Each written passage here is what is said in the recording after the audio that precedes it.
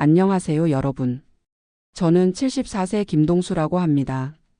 평생 회사 다니며 성실하게 살아온 평범한 아버지입니다.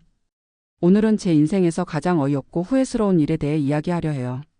노후에 대출 없이 여유롭게 살고 싶어서 귀촌을 했는데 농사를 시작한 지 3년 만에 은행빚이 7천만 원이나 생겼거든요. 퇴직금으로 받은 8천만 원은 물론이고 아내가 평생 모은 적금까지 모두 날렸습니다. 그 당시만 해도 농사는 그저 씨 뿌리고 기다리면 되는 쉬운 일이라고 생각했어요. 자연과 함께하면 건강도 챙기고 용돈벌이도 충분히 할 수 있을 거라 믿었죠. 그런데 현실은 정말 달랐습니다. 농사라는 게 이렇게 돈 먹는 하마인지 몰랐어요. 지금은 매달 은행 이자만 200만 원씩 나가고 아내는 마트에서 아르바이트를 하며 생활비를 벌고 있습니다. 어쩌다 일이 이렇게 된 건지 지금부터 차근차근 말씀드릴게요. 3년 전이었을 거예요. 회사에서 정년 퇴직하고 나서 한 달 정도 지났을 때였죠. 그때는 참 희망차고 설레는 시간이었어요. 30년간 매일 아침 7시에 일어나 회사에 다녔는데 갑자기 할 일이 없으니까 답답하더라고요. 아내 순자는 매일 집에서 뭐 하냐며 눈치를 주고 저는 그냥 하루 종일 텔레비전이나 보며 시간을 보냈어요. 이렇게 살면 안 되겠다. 뭔가 의미 있는 일을 해야겠어. 그러던 어느 날 텔레비전에서 귀촌 성공 사례를 다룬 프로그램을 봤습니다. 50대에 회사를 그만두고 시골로 내려가서 농사지어 대박이 난 사람들 이야기였어요. 유기농 토마토로 연 매출 2억을 올렸다는 분도 있고 블루베리 농장으로 떼돈을 벌었다는 분도 있었죠. 아, 이거다. 농사야말로 우리 같은 은퇴자들이 할 수 있는 최고의 일이야. 그날 밤 저는 아내에게 귀촌 이야기를 꺼냈어요. 순자야, 우리 시골로 내려가서 농사 지으며 살면 어떨까? 농사요? 당신이 농사를 뭘 알아서요? 뭘 알긴 뭘 알아? 씨 뿌리고 물 주고 기다리면 되는 거 아니야? 그리고 요즘은 다 기계로 하잖아. 아내는 처음에 반대했어요.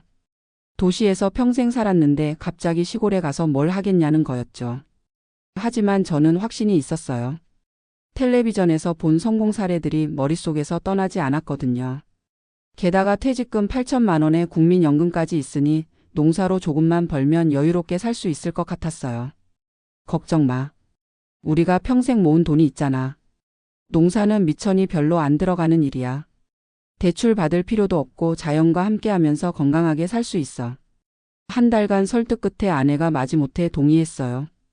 그렇게 우리는 경기도 양평의 작은 농촌 마을로 이사를 결정했습니다. 인터넷으로 농지를 알아보니 양평에 논밭 합쳐서 1000평 정도 되는 땅이 매물로 나와 있었어요. 가격은 평당 15만 원, 총 1억 5천만 원이었습니다. 1000평이면 꽤 넓은데? 이 정도면 충분히 수익을 낼 수 있을 거야. 저는 아내와 함께 현장을 보러 갔어요. 산으로 둘러싸인 조용한 시골 마을이었는데 공기도 맑고 풍경도 아름다웠죠. 땅을 보니 꽤 비옥해 보였고 물도 가까운 곳에 있었어요. 여기서 농사 지으면 정말 좋을 것 같네. 부동산 중개인이 친절하게 설명해 줬어요. 이 동네는 토질이 좋기로 유명해요. 뭘 심어도 잘 자라거든요. 그리고 서울에서 가깝다 보니 농산물 판매하기도 좋고요. 그러면 보통 여기서 뭘 많이 키우나요? 요즘은 시설하우스에서 토마토나 오이 키우는 분들이 많아요. 아니면 노지에서 배추, 무 같은 채소류도 좋고요. 블루베리나 사과 같은 과일 나무도 인기 있어요. 모든 게 장밋빛으로 보였어요. 저는 당장이라도 계약하고 싶었지만 아내가 신중하게 생각해 보자고 하더라고요. 집으로 돌아와서 밤늦게까지 농업 관련 자료를 찾아봤어요. 인터넷에는 농사로 성공한 사람들의 사례가 넘쳐났어요. 블로그마다 귀농 1년 차에 순수익 3천만 원 달성, 시설하우스로 대박난 50대 부부 같은 제목들이 가득했죠. 봐, 다들 잘 되고 있잖아. 우리도 할 수 있어. 2주 후 저희는 그 땅을 샀어요. 퇴직금 8천만 원에 아내 적금 7천만 원을 합쳐서 1억 5천만 원을 한 번에 지불했습니다. 농사용 창고로 쓸 작은 집도 함께 있어서 당분간은 그곳에서 살기로 했어요. 드디어 우리 땅이야. 이제 진짜 농부가 되는 거지. 하지만 땅을 사고 나니 바로 문제가 생겼어요. 농사를 지으려면 기본적인 농기계들이 필요하다는 거였죠. 동네 농기계 상회에 가서 물어보니 기본적으로 필요한 것들이 한두 개가 아니었어요. 트랙터는 기본이고요. 로터리, 쟁기, 썰에도 있어야 해요. 그리고 분무기, 이항기, 콤바인까지 있으면 좋은데 그게 대략 얼마나 할까요? 중고로 해도 한 4천만 원 정도는 들 거예요. 새 거로 하면 7천만 원은 각오하셔야죠. 4천만 원이라니. 예상했던 것보다 훨씬 많은 돈이었어요. 하지만 이미 땅까지 샀는데 포기할 수는 없었죠. 농사 지으려면 어쩔 수 없는 투자 비용이야. 나중에 다 뽑을 수 있어. 결국 중고 농기계들을 4천만 원에 구입했어요. 벌써 퇴직금 8천만 원에 추가로 4천만 원이 더 들어간 셈이었죠. 농기계를 산 다음에는 농사를 배워야 했어요. 동네 이장님을 찾아가서 농사 짓는 법을 물어봤죠. 농사가 어디 하루아침에 되나요? 몇 년은 배워야 제대로 할 수 있어요. 그래도 기본적인 건 금방 배울 수 있잖아요. 글쎄요. 요즘은 기후도 예전 같지 않고 병충해도 많아서 쉽지 않아요. 특히 처음 하시는 분들은 실패하는 경우가 많거든요. 이장님의 말이 조금 걱정되기는 했지만 저는 자신만만했어요. 30년간 회사 다니면서 뭔들 못 배웠겠어요. 농사도 마찬가지일 거라고 생각했죠. 첫 해 농사 준비를 시작하면서 깨달은 건 생각보다 돈이 많이 든다는 거였어요. 종자값, 비료값, 농약값, 연료비까지 하나하나 계산해 보니 만만치 않았어요. 1000평의 벼농사를 짓기로 결정했는데 모종값만 해도 300만 원이 들었어요. 거기에 비료, 농약, 연료비까지 합치면 한 600만 원 정도였죠. 이렇게 투자해서 얼마나 벌 수 있을까? 농협에서 계산해 봤더니 1000평에서 나오는 쌀이 대략 10가마 정도라고 하더라고요. 가마당 20만 원이니까 총 2천만 원 정도의 수입이 예상됐어요. 600만 원 투자해서 2천만 원 벌면 1,400만 원 남는구나. 나쁘지 않네. 하지만 이건 순진한 계산이었어요. 실제로는 훨씬 많은 변수들이 있었거든요. 모내기를 하고 한 달쯤 지났을 때 예상치 못한 문제가 생겼어요. 갑자기 벼에 해충이 생긴 거예요. 동네 농민들은 당연한 일이라며 농약을 뿌리라고 했지만 저는 농약 사용법을 제대로 몰랐어요. 이만큼 뿌리면 되겠지? 농약을 대충 뿌렸는데 며칠 후 확인해 보니 벼가 누렇게 변해 있었어요. 농약을 너무 진하게 탔나 봐요. 아 이런. 벼가 왜 이래? 급하게 농업기술센터에 문의했더니 농약 과다 사용으로 인한 약해라고 하더라고요. 다행히 완전히 죽지는 않았지만 수확량이 크게 줄어들 거라고 했어요. 그해 가을 첫 수확을 했는데 결과는 참담했어요. 예상했던 10가마가 아니라 겨우 4가마밖에 나오지 않았어요. 800만 원 정도의 수입이었죠. 600만 원 들여서 800만 원 벌었으니 200만 원 남았네. 하지만 여기서 끝이 아니었어요. 농기계 유지비, 창고 관리비, 각종 세금까지 계산하니 오히려 적자였어요. 이상하네. 분명히 수익이 날 줄 알았는데. 아내가 걱정스럽게 말했어요. 여보 괜찮을까요? 벌써 돈이 이렇게 많이 들어갔는데. 괜찮아. 첫 해니까 서툰 거야. 내년에는 경험이 쌓여서 훨씬 잘할 수 있을 거야. 하지만 속으로는 조금 불안했어요. 이미 땅값 1억 5천만 원, 농기계가 4천만 원, 첫 해 농사비용 600만 원까지 거의 2억 원이 들어간 상황이었거든요. 겨울 동안 농사 공부를 열심히 했어요. 농업기술센터에서 주최하는 교육도 받고 농사 관련 책도 여러 권 샀죠. 인터넷 카페에서 다른 농민들의 노하우도 배웠고요. 올해는 다를 거야. 제대로 배웠으니까. 두 번째 해에는 좀 더 체계적으로 접근해 보기로 했어요. 벼농사 대신 수익성이 좋다는 토마토 농사를 시작했죠. 하지만 토마토 농사는 벼농사보다 훨씬 까다로웠어요. 우선 시설하우스부터 지어야 했어요. 300평 정도의 비닐하우스를 짓는데 3천만 원이 들었어요. 이렇게 투자해서 망하면 어떡하지? 하지만 농업기술센터에서는 토마토 농사의 수익성을 보장했어요. 제대로만 하면 300평에서 연간 5천만 원 정도 벌 수 있다고 했죠. 3천만 원 투자해서 5천만 원 벌면 2천만 원 남는구나. 이번엔 확실해 보이네. 시설하우스를 짓고 토마토 모종을 심었어요. 처음에는 잘 자라는 것 같았어요. 초록색 작은 토마토들이 탐스럽게 열렸죠. 이번엔 대박이야. 봐, 토마토가 이렇게 많이 열렸어. 하지만 여름이 되면서 문제가 생겼어요. 그해 여름이 유난히 더웠거든요. 연일 35도를 넘나드는 폭염이 계속됐어요. 토마토는 고온에 약한 작물이었어요. 온도가 30도만 넘어도 꽃이 떨어지고 열매가 제대로 자라지 않았죠. 에어컨을 틀어야 하나? 하우스용 냉방시설을 알아봤더니 추가로 2천만 원이 더 들어간다고 하더라고요. 이미 투자한 돈이 아까워서 그냥 버텨보기로 했어요. 결국 그해 여름 토마토 대부분이 말라 죽었어요. 예상했던 수확량의 10분의 1도 안 나왔죠. 이런 날씨는 처음이야. 누가 이렇게 더울 줄 알았겠어? 하지만 후회해도 소용없었어요. 시설하우스 3천만 원과 토마토 농사비용 500만 원이 그대로 날아간 셈이었죠. 그해 가을 저희 부부는 심각한 대화를 나눴어요. 여보, 우리 계산을 다시 해봐요. 아내가 가계부를 꺼내서 계산해보니 지금까지 들어간 돈이 총 2억 3천만 원이었어요. 땅값 1억 5천만 원, 농기계 4천만 원, 하우스 3천만 원, 각종 농사비용 1천만 원까지. 반면 벌어들인 돈은 첫해 벼농사 수익 200만 원 뿐이었어요. 2억 3천만 원 들여서 200만 원 벌었다고? 이게 말이 돼? 아내가 한숨을 쉬며 말했어요. 여보, 이러다가 우리 노후자금 다 날리는 거 아니에요? 아직 포기하기엔 이르다. 이제 농사에 대해 어느 정도 알게 됐잖아. 내년에는 분명히 잘할 수 있을 거야. 하지만 속으로는 저도 불안했어요. 지금까지 투자한 돈을 생각하면 포기할 수도 없었고, 그렇다고 계속 이런 식으로 가다가는 정말 큰일 날 것 같았어요. 겨울 동안 여러 방법을 고민해 봤어요. 토마토 농사가 실패한 이유를 분석해보고 다른 작물들도 알아봤죠. 올해는 블루베리를 해보자. 블루베리는 한 번 심으면 10년간 수확할 수 있대. 그리고 가격도 비싸고. 블루베리 농사에 대해 알아보니 꽤 매력적이었어요. 킬로당 2만 원 정도에 팔리고 한 그루에서 연간 3kg 정도 수확할 수 있다고 했어요. 300평에 1000그루 정도 심으면 연간 3000kg이야. 3000kg에 2만 원씩 하면 6천만 원이네. 블루베리 모종값과 기타 비용을 계산해 보니 1,500만 원 정도 들 것 같았어요.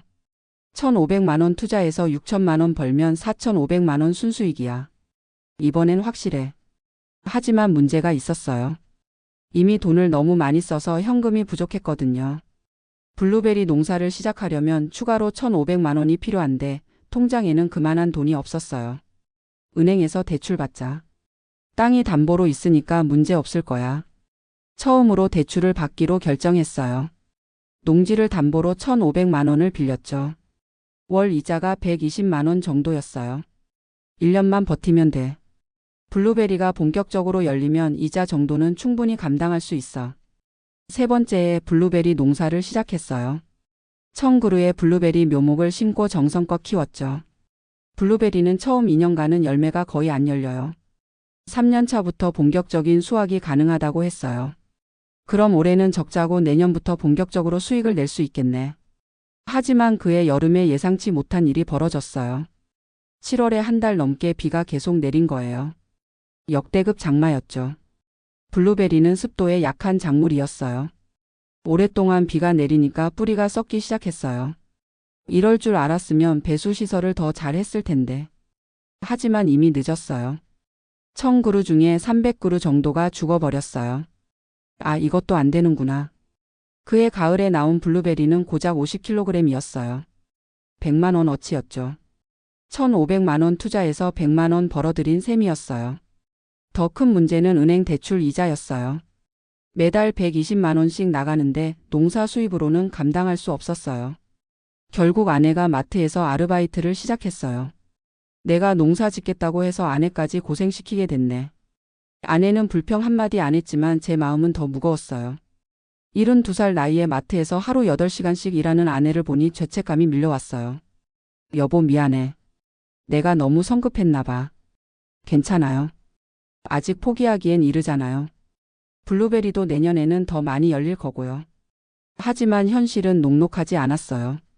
매달 대출 이자 120만 원의 생활비까지 합치면 최소 200만 원은 들어갔어요. 아내 아르바이트 수입이 월 80만 원 정도였으니 매달 120만 원씩 적자였죠. 이대로 가면 1년에 1,500만 원씩 손해야. 뭔가 대책을 세워야 해. 고민 끝에 새로운 결정을 내렸어요. 블루베리만으로는 한계가 있으니 시설 농업을 확대해 보기로 한 거죠. 농업기술센터에서 만난 다른 농민이 추천해준 방법이었어요. 요즘은 스마트팜이 대세예요. 자동화 시설로 1년 내내 농사 지을 수 있거든요. 초기 투자비는 좀 들지만 수익은 확실해요. 스마트팜에 대해 알아보니 정말 혁신적이었어요. 온도, 습도, 영양분을 모두 자동으로 관리해주고 계절에 상관없이 농사를 지을 수 있다고 했어요. 이거야. 이제야 제대로 된 농업을 할 수 있겠어. 하지만 스마트팜 시설을 구축하는데 드는 비용이 만만치 않았어요. 500평 규모로 하려면 최소 5천만 원은 들어간다고 했어요. 5천만 원이라. 이미 대출이 1,500만 원 있는 상황에서 추가로 5천만 원을 더 빌려야 했어요. 하지만 농지만으로는 그만한 대출이 어려웠어요. 집을 담보로 잡아야겠어. 서울에 있던 아파트를 담보로 추가 대출을 받기로 했어요. 시가 3억 원 정도 되는 아파트였으니 5천만 원 대출은 문제 없었죠. 이번이 마지막이야. 스마트팜으로 성공하면 모든 빚을 다 갚을 수 있어. 네 번째 해가 시작되었어요. 5천만 원을 들여서 최신식 스마트팜 시설을 구축했어요. 자동 온도 조절 시스템, 양액 공급 장치, 환기 시설까지 모든 게 자동화되어 있었어요. 이제야 제대로 된 농업을 하는 것 같네. 스마트팜에서는 상추와 시금치를 키우기로 했어요. 성장 속도가 빠르고 연중 재배가 가능한 작물들이었죠.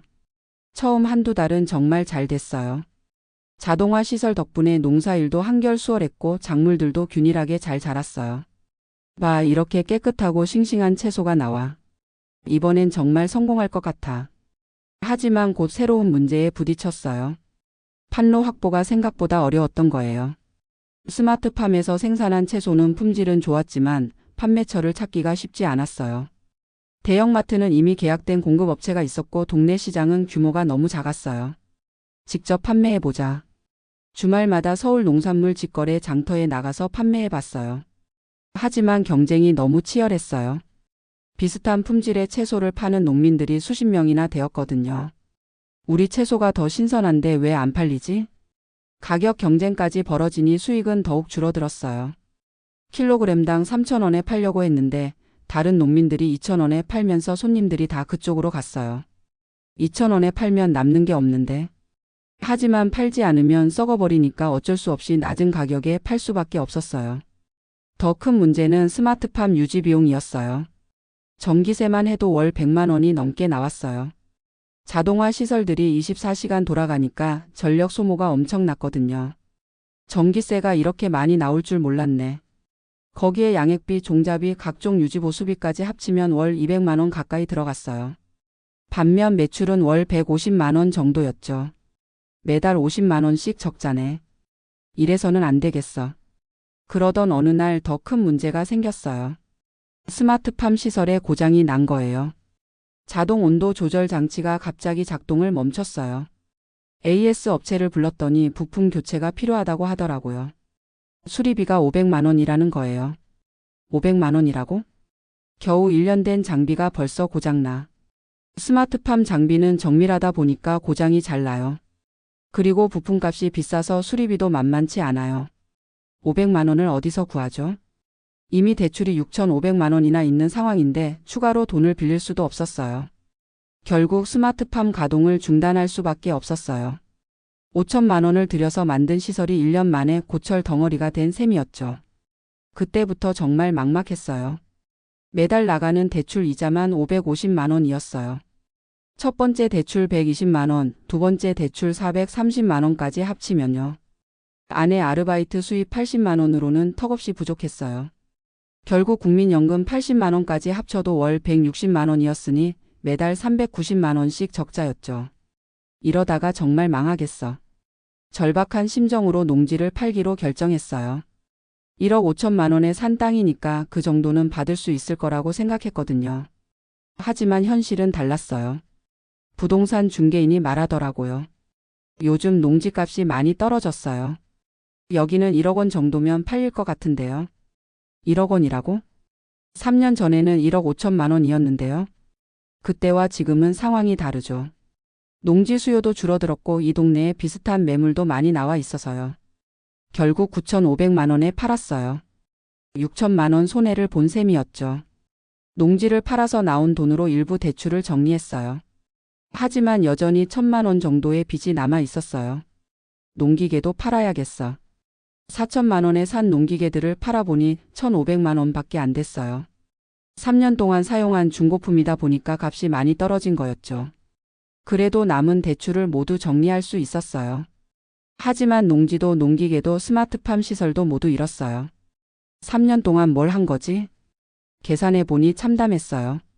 처음 투자한 돈이 총 2억 8천만 원이었는데 회수한 돈은 1억 1천만 원 뿐이었어요. 1억 7천만 원을 날린 셈이었죠. 아내가 조용히 말했어요. 여보, 이제 어떻게 해요?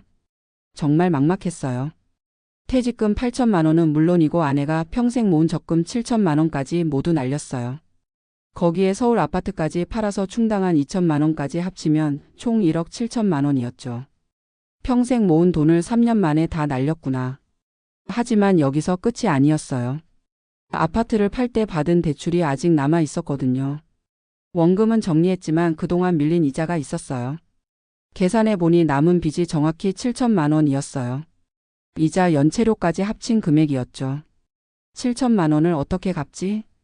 74살 나이에 7천만 원의 빚을 진 상황이 되었어요. 매달 나가는 이자만 600만 원이었어요. 아내는 계속 마트에서 일하고 있지만 80만 원으로는 턱없이 부족해요. 제 국민연금 80만 원과 합쳐도 월 160만 원인데 이자만 600만 원이니까요. 내가 뭔가 일을 해야겠어. 74살 나이에 구할 수 있는 일이 많지 않았어요. 결국 택배 상하차 아르바이트를 시작했어요. 새벽 4시부터 오전 10시까지 하루 6시간씩 일해서 월 120만 원 정도 벌어요. 아내 마트 아르바이트 80만 원, 제 택배 일 120만 원, 국민연금 80만 원을 합치면 월 280만 원이에요. 그래도 이자 600만 원에는 턱없이 부족하죠. 매달 320만 원씩 부족한 상황이에요. 결국 빚은 점점 늘어만 가고 있어요. 현재 상황을 정리해보면 이래요. 총 빚 7천만 원 계속 증가 중. 월 이자 600만 원. 월 수입 280만 원. 월 적자 320만 원. 이렇게 살아서는 언제 빚을 갚을 수 있을까? 가끔 후회가 밀려와요. 농사를 시작하지 않았다면 지금쯤 여유롭게 살고 있을 텐데요. 퇴직금 8천만 원에 아내 적금 7천만 원, 서울 아파트까지 있었으니까 노후 걱정 없이 살 수 있었을 거예요. 하지만 후회해도 소용없죠. 이미 엎질러진 물이니까요. 지금은 빚을 줄이는 방법을 찾고 있어요. 개인회생 신청도 알아보고 있고 농지는 다 팔았지만 시골집은 아직 있으니까 그것도 팔 생각이에요. 농사가 이렇게 어려운 줄 몰랐어. 텔레비전에서 보던 성공 사례들은 극히 일부였던 거죠. 대부분의 귀농인들은 저처럼 실패하는 게 현실인 것 같아요. 특히 저같이 농업 경험이 전혀 없는 사람이 갑자기 뛰어들기에는 너무 위험한 분야였어요. 기후변화, 판로 확보, 초기 투자 비용, 유지관리비 등 고려해야 할 변수가 너무 많았거든요. 그때 아내 말을 들을 걸. 아내는 처음부터 반대했었어요. 농사에 대해 아무것도 모르는 상태에서 섣불리 시작하면 안 된다고 했죠. 하지만 저는 자신만만했어요. 성실하게 하면 안 될 일이 없다는 제 좌우명이 오히려 독이 된 셈이에요. 농업은 성실함만으로는 안 되는 분야였거든요. 전문 지식과 경험 그리고 충분한 자본이 뒷받침되어야 하는 일이었어요. 지금 제가 다른 분들께 드리고 싶은 조언이 있어요. 첫째, 귀농을 생각하신다면 최소 2에서 3년간 농업 교육을 받으세요. 농업기술센터나 농업전문학교에서 체계적으로 배우는 게 중요해요. 둘째, 처음부터 큰 규모로 시작하지 마세요.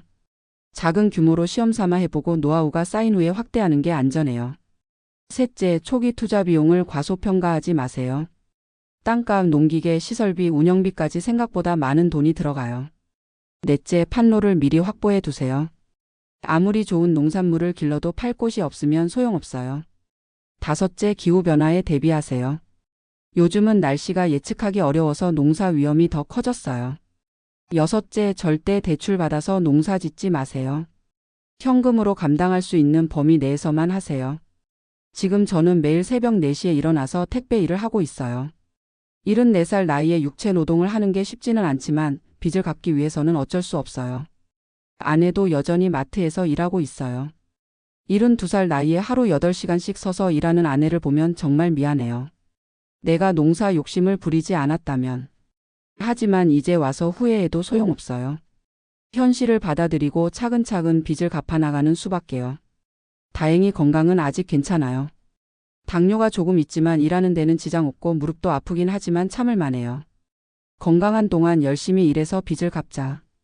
현실적으로 계산해보면 이대로 가면 빚을 다 갚는데 20년 정도 걸릴 것 같아요. 제가 94살까지 일해야 한다는 뜻이죠. 하지만 포기할 수는 없어요.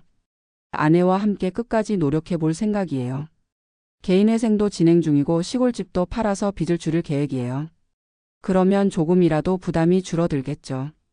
농사는 정말 만만한 일이 아니었어. 텔레비전에서 나오는 성공 사례만 보고 쉽게 생각했던 제가 바보였어요. 농업은 전문성이 필요한 고도의 기술 집약 산업이었거든요. 그리고 기후변화 시대에는 더욱 위험이 큰 분야였어요. 예측할 수 없는 날씨 때문에 언제든 큰 손실을 볼 수 있으니까요. 지금 생각해보면 퇴직 후에 농사를 시작하기보다는 다른 방법을 찾았어야 했어요. 퇴직금을 안전하게 예금해두고 작은 가게라도 하나 차려서 안정적인 수입을 만들었다면 좋았을 거예요. 아니면 아예 농사에 뛰어들지 말고 도시에서 할 수 있는 일을 찾았어야 했죠. 경비 일이든 청소 일이든 농사보다는 훨씬 안전했을 거예요. 욕심이 과했나 봐. 대출 없이 여유롭게 살고 싶다는 꿈이 오히려 7천만 원 빚쟁이로 만들어버렸어요. 참 아이러니한 일이죠. 하지만 지금이라도 교훈을 얻었으니 다행이라고 생각해요. 더 늦기 전에 현실을 깨달았으니까요. 앞으로는 욕심부리지 않고 할 수 있는 범위 내에서만 살려고 해요. 택배 일도 몸이 허락하는 한 계속할 생각이고 아내와 함께 조금씩이라도 빚을 갚아나갈 거예요. 언젠가는 빚 없이 살 수 있는 날이 오겠지. 그날까지 포기하지 않고 열심히 살아보려고 해요. 건강만 허락한다면 말이에요. 여러분도 노후 계획을 세우실 때는 신중하게 하세요. 특히 농업 같은 생소한 분야에 뛰어들 때는 더욱 조심하시고요. 저처럼 평생 모은 돈을 한순간에 날리는 일은 없으시길 바랍니다.